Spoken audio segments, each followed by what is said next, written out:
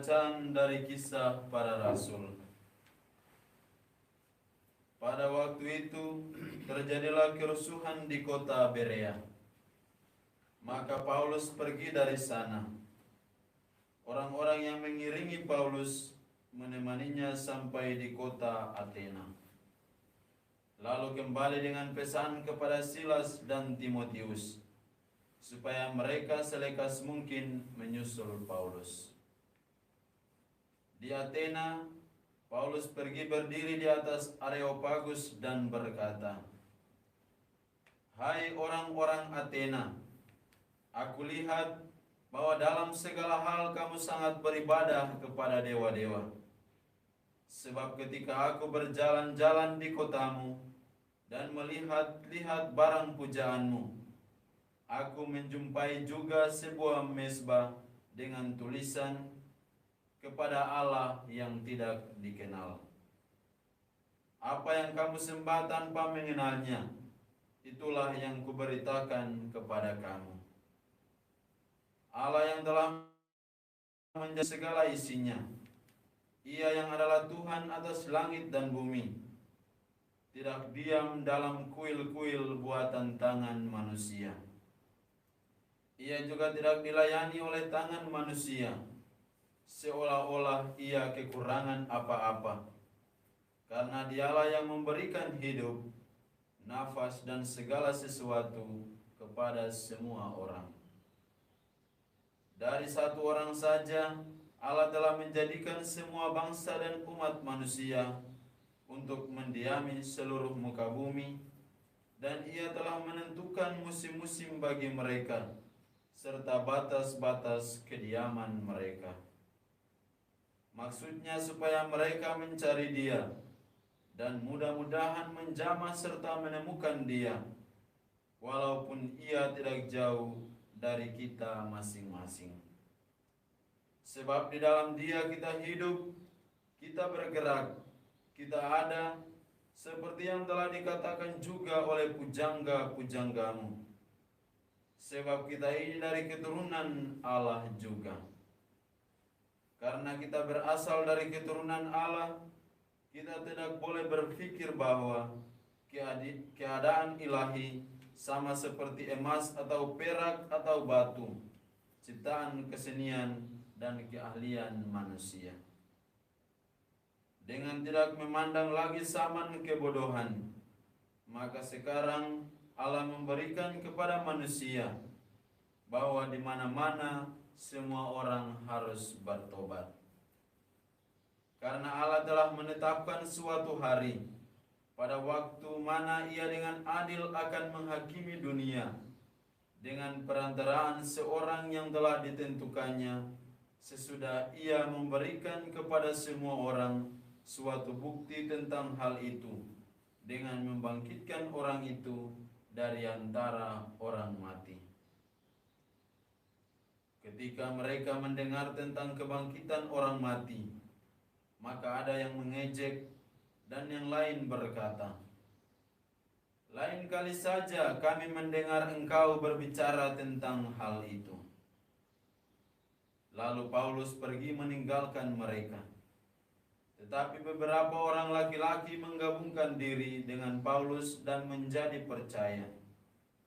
Di antaranya juga Dionysius, anggota majelis Areopagus, dan seorang perempuan bernama Damaris, dan juga orang-orang lain bersama-sama dengan mereka. Kemudian Paulus meninggalkan Athena lalu pergi ke Korintus. Demikianlah sabda Tuhan. Syukur kepada Allah. Referen Mazmur tanggapan, surga dan bumi penuh dengan kemuliaan-Mu. Surga dan bumi penuh dengan kemuliaan-Mu. Pujilah Tuhan di surga, pujilah Dia di tempat tinggi. Pujilah Dia, hai segala malaikatnya, pujilah Dia, hai segala tentaranya. Surga dan bumi penuh dengan kemuliaan-Mu. Pujilah Tuhan, hai raja-raja di bumi dan segala bangsa, pembesar-pembesar dan semua perintah dunia. Pujilah Tuhan, hai taruna dan anak-anak darah. orang tua dan orang muda. Surga dan bumi penuh dengan kemuliaan-Mu. Biarlah semuanya memuji-muji Tuhan, sebab hanya nama-Nya yang tinggi luhur, keagungannya mengatasi bumi dan langit. Surga dan bumi penuh dengan kemuliaan-Mu. Ia telah meninggikan tanduk umat-Nya, menjadi puji-pujian bagi semua orang yang dikasihi-Nya, bagi orang Israel, umat yang dekat padanya. Surga dan bumi penuh dengan kemuliaan-Mu. Bait pengantar Injil. Haleluya, haleluya, haleluya. Haleluya, haleluya, haleluya. Aku akan minta kepada Bapa, dan Ia akan memberikan kepadamu seorang penolong yang lain, supaya Ia menyertai kamu selama-lamanya. Haleluya, haleluya, haleluya.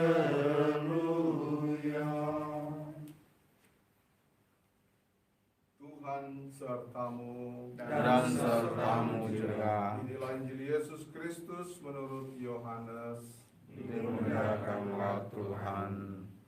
Dalam amanah perpisahannya, Yesus berkata kepada murid-muridnya, "Masih banyak hal yang harus kukatakan kepadamu, tetapi sekarang kamu belum dapat menanggungnya.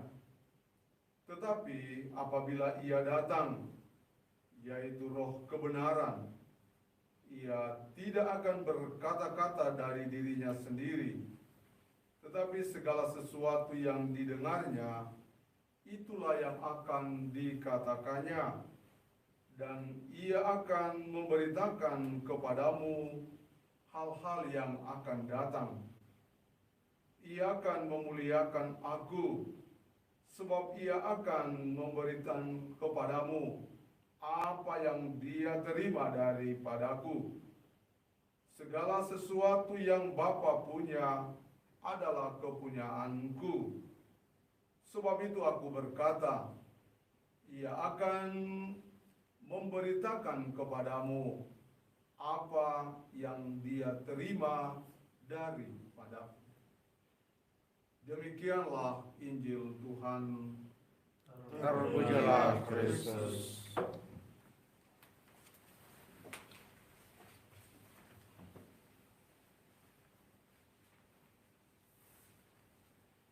Bapak Uskup dan saudara-saudaraku terkasih, di masa pandemi COVID-19 seperti saat ini, ada banyak dari kita yang kehilangan harapan dan jaminan akan masa depan. Pengalaman hidup sehari-hari yang penuh kewaspadaan akan bahaya virus, permusuhan dan konflik membuat manusia sulit mengharapkan sesuatu yang menjamin rasa aman dalam hidupnya. Secara manusiawi, orang membutuhkan segala sesuatu yang pasti, yang dapat memberi jaminan akan kelangsungan hidup dan keselamatannya. Kita menyaksikan ada banyak produk yang ditawarkan dunia sebagai sebuah jaminan masa depan, antara lain asuransi jiwa, jaminan kesehatan, jaminan keselamatan, dan jaminan-jaminan lain yang sangat laris di tengah masyarakat, mungkin juga termasuk kita. Hari ini Yesus memberikan kepada kita suatu jaminan abadi segala sesuatu yang Bapa punya adalah aku punya. Jaminan untuk kehidupan abadi. Hari ini juga lewat Injil, Yesus mengajak kita sekalian untuk menyerahkan seluruh diri kita untuk dipimpin, diarahkan oleh Roh Kudus untuk mengalami kebenaran sabda itu sendiri.